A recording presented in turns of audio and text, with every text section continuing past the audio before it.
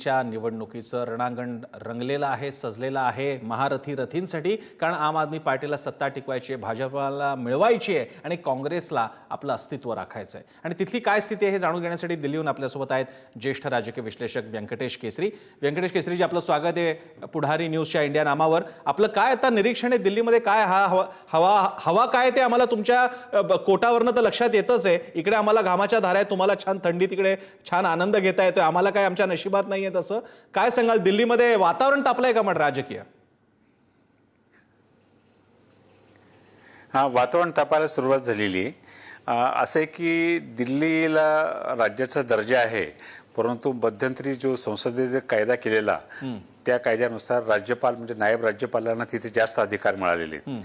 दिल्ली म्हणायला राज्य आहे, परंतु दिल्लीतली लॉ अँड ऑर्डर म्हणजे कायदा आणि सुव्यवस्था ही केंद्राच्या अखत्यारीत येते.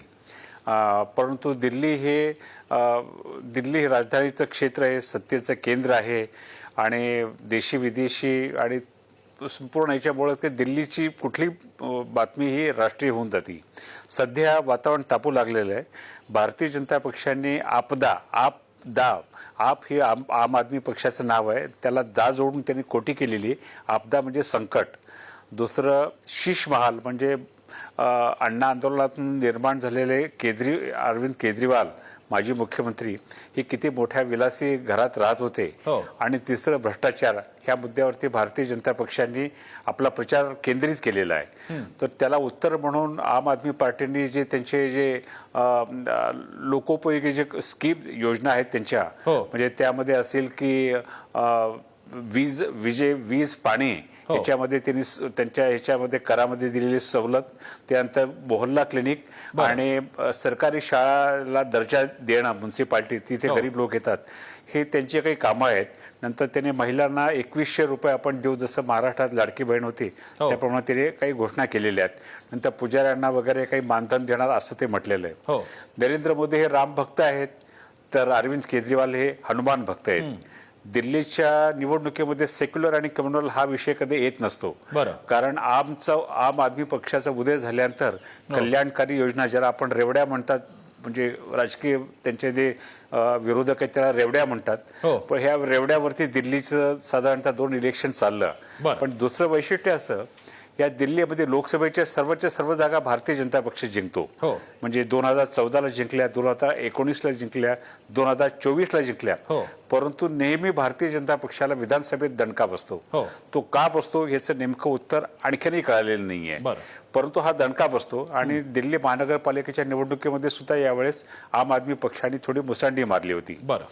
तर सध्या टार्गेट आहे भ्रष्टाचार आणि म्हणजे शहनशाह ते म्हणतात ते. तर या पद्धतीनं सध्या राजकारण रंगू लागलेलं आहे. भारतीय जनता पक्षाची दुसरी यादी म्हणजे काल त्यांची बैठक झाली होती, ती आणखी जाहीर झाली की मला माहिती नाही, परंतु ती आज होऊ शकते.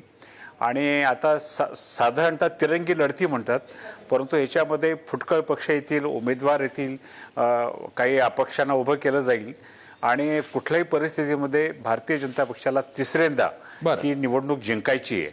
आता इथे जे लोक आहेत त्या साधारणतः त्या याच्यामध्ये इथं हिंदुत्व चालणार नाही हे भारतीय जनता पक्षाने पहिल्यांदाच दाखवून दिलेलं आहे. व्यंकटेशजी, खूप धन्यवाद, आभार. दिल्लीवरनं आपण खास या आमच्या इंडिया नामा कार्यक्रमासाठी विश्लेषण केलं. एक थोडक्यात, मात्र अगदी थोडक्यात एक उत्तर फक्त देऊन जा की जे प्रचंड यश मिळत होतं आपला, 70 पैकी एकदम 90% जास्त जागा त्यांच्याकडे जात होत्या, 10 वर्ष सलग सत्ता आहे, आता तसं वातावरण आहे. कारण खूप लोक म्हणतात की भाजप कदाचित सत्तेत नाही आली तरी एक महत्वाचा आणि मोठ्या आकड्यासकटचा विरोधी पक्ष असेल. असे की अँटी इन्कम्बन्सी हा जो मुद्दा म्हणतो आपण साधारणतः, तो अँटी इन्कम्बन्सी विषयी आणखीन चित्र स्पष्ट व्हायला काही वेळ लागेल. परंतु लढत चांगली आहे, दोन्ही पक्ष ताकदीनं उतरलेले आहेत. म्हणजे त्यामुळे आता एकदम निष्कर्ष काढणं, कारण अजून सुरुवात व्हायची तशी प्रचाराची. पंतप्रधान नरेंद्र मोदी यांनी सुरू केलेलं आहे, अमित शहा त्यात उतरलेले आहेत. याच्यामध्ये असं म्हणतात की संघ सुद्धा पूर्णपणे उतरलेला आहे, मोठ्या प्रमाणात बैठका घेणार. पण संघ यापूर्वी सुद्धा दोन्ही इलेक्शनमध्ये उतरला होता. तर त्यामुळं याच्यामध्ये साधारणतः असा कल आहे की काही जागा याच्या कमी होऊ शकतात आम आदमी पक्षाच्या. परंतु ते आता सांगणं अवघड आहे. अर्थात ते दिल्ली म्हणून तर ते दिल्लीचं राजकारण आहे जे भल्या भल्यानं शेतकऱ्यांना बुचकळ्यात टाकतं आणि मोठमोठ्या शाळा सुद्धा उलथवून टाकतं. धन्यवाद व्यंकटेश सर, आपण सविस्तर प्रतिक्रिया दिली यासाठी.